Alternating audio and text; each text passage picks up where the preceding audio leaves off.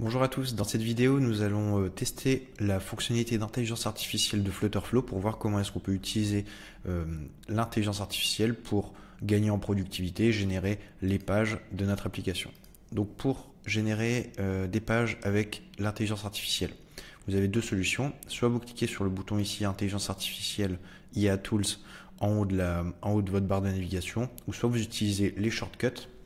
Donc moi j'utilise un Mac, le shortcut sur Mac c'est commande Shift P. Si vous cliquez aussi sur l'onglet shortcut en haut à droite, en haut de votre écran, vous avez toute la liste des shortcuts qui sont disponibles sur Flutterflow. Alors moi j'utilise beaucoup les shortcuts personnellement quand je développe, donc là je vais utiliser commande Shift P et on va commencer avec la génération d'un réseau social. Donc generate feed page for my Instagram clone app. Voilà. Donc là, je demande à l'intelligence artificielle de me générer un fil d'actualité pour un clone d'Instagram. Donc on va voir tout de suite le rendu qu'on peut avoir.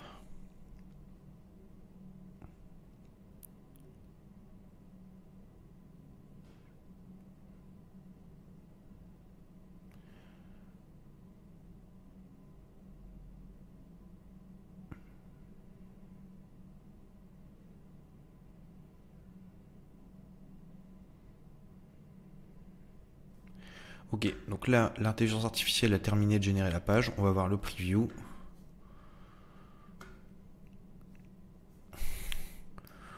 Ok. Alors, on va insérer la page. Là, on voit sur le preview, on peut voir le light mode, le dark mode. Je peux générer une palette de couleurs aussi avec l'intelligence artificielle. On va insérer la page et on va mettre feed Insta. Bon, alors au niveau de la qualité de la page, à voir, bon, on va mettre 4 étoiles. Et là, du coup, maintenant, ce qui va vraiment être intéressant, c'est au-delà du rendu, parce qu'on a, bon, on a un rendu de page Instagram. Alors, on a un rendu de page Instagram assez classique, bon vraiment une ébauche disons de ce que peut être une application Instagram, mais on va aller voir ce qui se passe dans l'arborescence. Donc dans l'arborescence là déjà ce qui m'intéresse c'est ici. On a du coup un container qui vient contenir une colonne qui contient elle-même un container, et dans ce container on a une list view qui est aligné horizontalement, et dans cette list view on a 4 colonnes qui contiennent un widget stack avec un conteneur et un deuxième conteneur. Alors ces deux conteneurs c'est pour faire l'effet là derrière la petite photo, et on a la photo. Bon, alors déjà ce qu'il faut comprendre c'est que là, on a vraiment eu la génération d'une maquette, parce que derrière, si vous voulez vraiment appliquer cette fonctionnalité à votre réseau social, vous allez devoir faire une backend query ici sur votre list view, et c'est le premier enfant de la list view qui va être dupliqué en fonction du nombre de résultats de votre backend query. Donc vous ne pouvez pas avoir ces trois autres images. Il faudra venir, hop, comme ça, supprimer et faire votre backend query. Bon, ça c'est du détail, mais du coup on est vraiment sur la génération d'une première version des maquettes. Ensuite, ici, on a même chose, on a hop, on a eu deux photos, on a une colonne qui a été par défaut mise en mode scrollable, et on a dedans deux containers qui vont simuler les cards de notre réseau social. Bon, je trouve que c'est plutôt pour un prompt là qui est en quelques mots, l'intelligence artificielle a bien compris ce que je voulais générer. Alors pour moi derrière il y a un petit travail à faire, c'est au niveau du résultat, bon bah peut-être au au niveau du détail, type les bordures, les coups. Et il y aura des modifications à faire. Au niveau du résultat, on a vraiment du résultat type design qu'il faudra modifier et adapter en fonction de sa base de données. Et surtout, là, les containers, je pense que ça peut être transformé en component afin d'être réutilisé à d'autres endroits de l'application. Alors ici et ici, du coup, je pense qu'il y aura un travail à faire à convertir ce container en component afin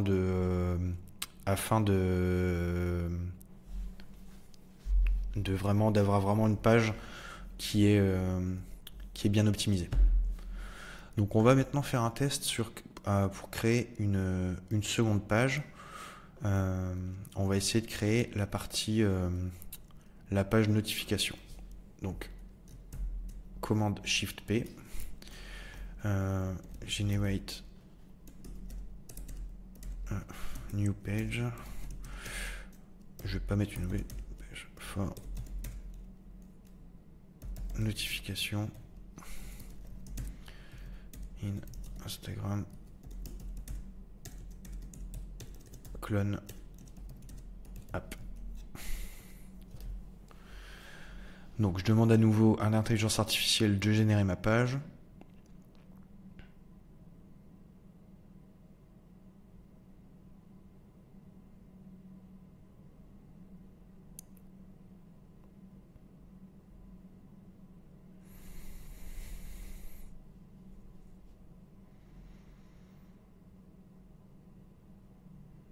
Ok, on va aller voir le rendu.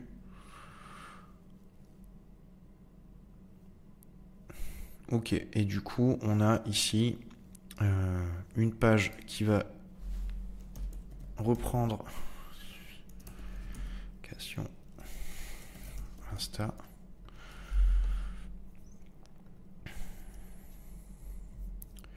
Et donc là, l'intelligence artificielle m'a créé une page avec une app bar, un premier conteneur qui reprend les notifications du jour et un conteneur qui reprend les notifications de la semaine.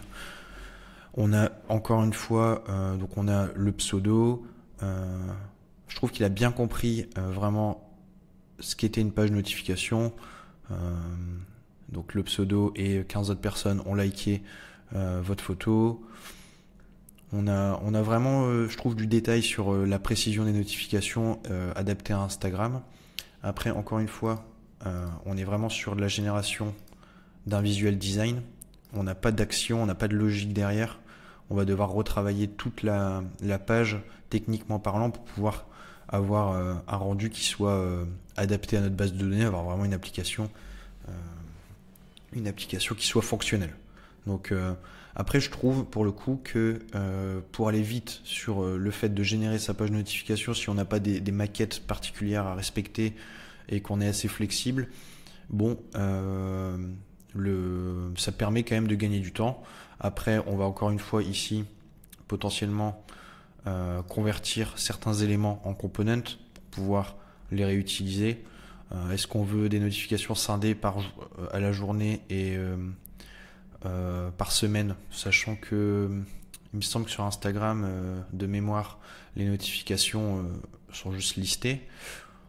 Mais encore une fois, c'est un détail parce qu'on pourrait très bien supprimer cet élément-là et puis venir faire notre backend query ici sur notre colonne. Alors, je vous dis des bêtises ici.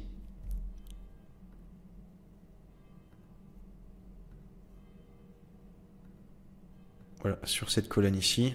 Et du coup, on aurait toutes les notifications qui vont apparaître.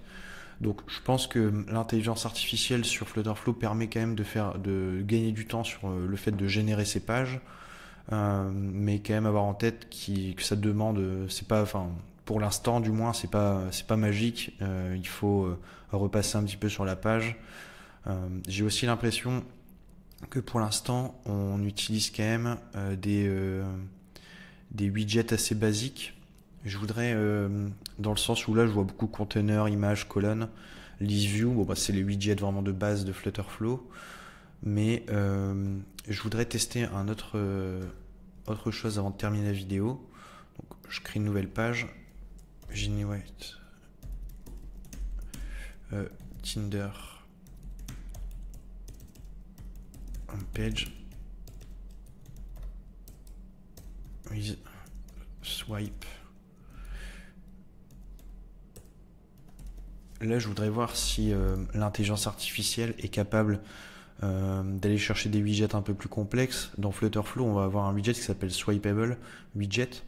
C'est du coup, comme son nom l'indique, un widget qui permet de swiper à gauche ou à droite. Et typiquement alors cette fonctionnalité est très connue parce que c'est Tinder qui est connu pour cette fonctionnalité-là, les sites de rencontres. Mais ça peut être utilisé sur plein d'autres fonctionnalités. Ok. Du coup, là déjà, il a bien compris ce que je souhaitais faire. Tinder, on va insérer la page.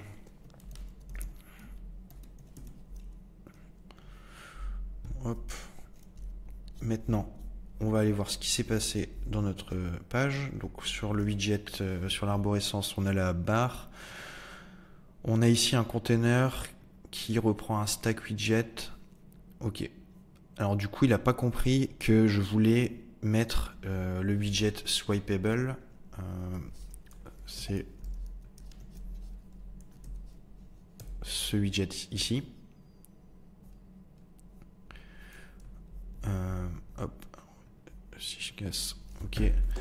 Mais il m'a créé un container du coup avec une photo, etc. Bon, alors là, en l'état, ça peut paraître bien parce qu'on a un rendu type Tinder, mais opérationnellement parlant, c'est pas utilisable parce que la rendu de la photo c'est bien, mais en fait, cette fonctionnalité-là doit absolument permettre à l'utilisateur de soit liker, alors swipe à gauche, swipe à droite, ou appuyer sur ces boutons-là. Mais ici, par exemple, si on va dans la partie action, on a control swipeable widget. Donc ça, il faut qu'il y ait un swipeable sur la page qui va permettre de dire bon bah si je clique ici, ça valide ou ça refuse. Et surtout,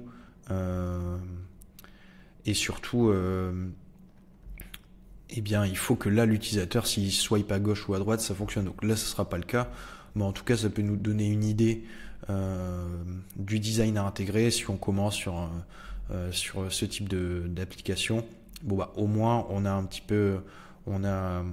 une première version des maquettes et on peut adapter.